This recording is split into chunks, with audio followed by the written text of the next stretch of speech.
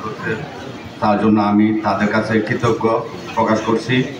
এখানে আমাদের সন্তানরা 2024-এ শহীদ বরণ করছে, তাদেরকে শহীদের মর্যাদা দেওয়ার জন্য তাদেরকে বিশেষভাবে ধন্যবাদ জানাচ্ছি। আমার একমাত্র সন্তান শহীদ আব্দুল্লাহ মাহিন 4ই আগস্ট উত্তরা আজমপুর 7 নম্বর সেক্টরে শাহাদাত বরণ করে। ওইখানে ঢাকা 18 আসনের এমপি হাবিব হাসানের গ্রুপ প্লাস হাবিব হাসান সহযোগিতা থেকে আমার সন্তানকে 2টি গুলি করে।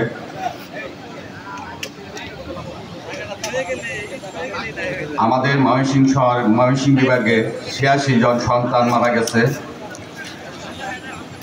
আমি আমার 86 সন্তানের জন্য সবার কাছে দোয়া প্রার্থনা করি।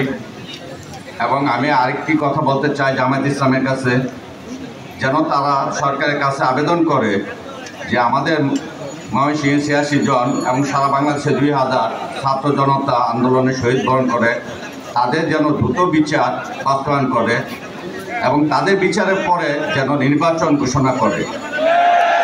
কারণ আমরা আমাদের সন্তানদের কোনো বিচার পাচ্ছি না, আমাদের সন্তানের বিচার সবসময় পিছিয়ে যাচ্ছে। যেন এই সন্তানদের রক্ত বৃথা যেন না যায়, তাই জন্য আমি জামায়াত ইসলামী আমিরদেরকে আমি বিশেষভাবে অনুরোধ করব, তারা যেন আমাদের সন্তানের বিচার দ্রুতভাবে বাস্তবায়ন করার জন্য উদ্যোগ নেয়। আমি আর কিছু বলবো না। আসসালামু আলাইকুম।